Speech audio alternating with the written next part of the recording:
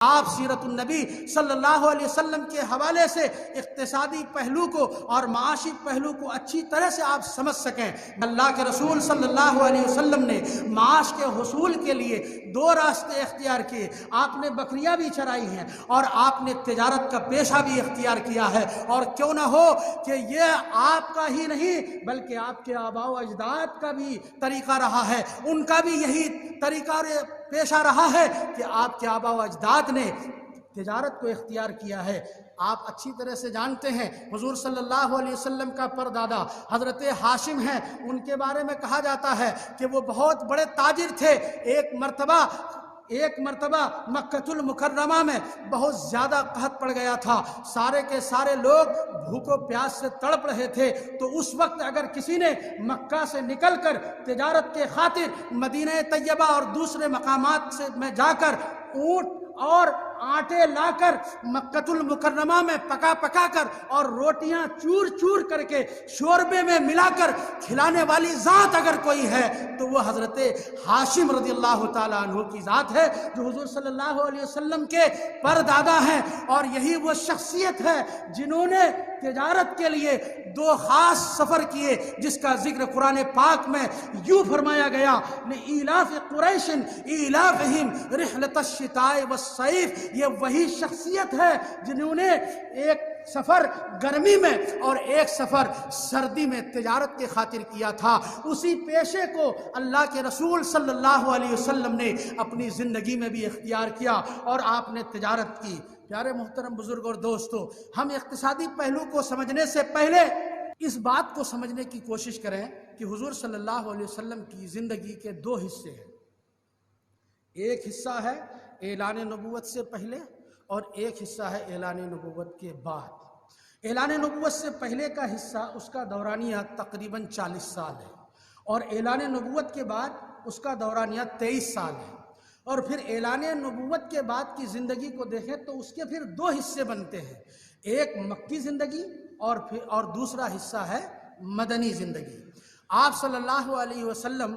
کی ان تمام زندگی کے ان تمام ادوار کو سامنے رکھیں اور پھر ہماری گفتگو کو آپ سماعت فرمائیں۔ نبی اکرم صلی اللہ تعالیٰ علیہ وسلم اعلان نبوت سے پہلے جو آپ کی زندگی تھی اور وہ جو دورانیہ تھا، اس میں آپ ابتدائی زمانے میں معاشی اعتبار سے کوئی مضبوط نہیں تھے، لیکن اس کا مطلب یہ بھی نہیں کہ آپ مفلوق الحال تھے، ایسا بھی نہیں ہے۔ ہاں یہ ضرور ہے کہ خوشحال نہیں تھے، لیکن مفلوق الحال کی زندگی بھی بسر نہیں کر رہے تھے۔ اس لیے نبی اکرم صلی اللہ تعالیٰ علیہ وسلم نے اپنی ابتدائی زندگی ہی سے معاش کی طرف توجہ فرمائی۔ حضور صلی اللہ علیہ وسلم کی معاشی حالت ابتدا میں کیا تھی؟ آپ صلی اللہ علیہ وسلم جب پیدا ہوئے تھے تو آپ کو معلوم ہے کہ والد کا سایہ سر سے اٹھ چکا تھا، اور اس وقت آپ کے لیے، آپ کی وراثت میں، آپ کے حصے میں والد کی طرف سے جو چیز وراثت میں آئی کوئی جائیداد نہیں تھی، بلکہ روایتوں میں آتا ہے کہ میراث میں 5 اونٹ، چند بکریاں اور ایک باندی آپ کو ملی تھی جس کا نام ام ایمن تھا، اور وہ باندی بھی آپ صلی اللہ علیہ وسلم نے ان کو اس وقت آزاد کر دیا تھا جب آپ حضرت خدیجہ رضی اللہ تعالی عنہا سے نکاح فرمایا تھا۔ آپ ابتدائی زندگی کی معاشی حالت کا اندازہ اس سے لگائیں کہ عرب میں یہ ماحول، یہ دستور ہے کہ جب بچہ پیدا ہوتا ہے تو دور دراز سے لوگ دایا وغیرہ آتی ہیں اور ان بچوں کو لے جا کر کے پرورش کرتی ہیں، اور پھر اس پرورش کرنے کے بدلے میں انہیں انعام و اکرام بھی ملتا ہے۔ یہ بات سیرت النبی کے حوالے سے بہت مشہور ہے، معروف ہے کہ جس سال حضور صلی اللہ علیہ وسلم کی ولادت ہوئی تھی تو دور دراز سے کچھ لوگ مکہ آئے اور انہوں نے سوچا کہ چلو بچوں کو حاصل کرتے ہیں اور ان کی پرورش کر کے ان کے والدین سے انعام و اکرام حاصل کرتے ہیں۔ یہ تاریخ میں بہت مشہور ہے، اور یہ بھی مشہور ہے کہ تمام لوگوں نے ایک ایک بچہ کو حاصل کر لیا، ہر ایک کو بچہ مل گیا، لیکن نبی اکرم صلی اللہ علیہ وسلم کو کوئی بھی دائی لینے کو تیار نہیں ہوا۔ حضرت حلیمہ سعدیہ نے لیا ضرور ہے، لیکن وہ ابتداً انہوں نے نہیں لیا، بلکہ جب انہیں کوئی بچہ نہیں ملا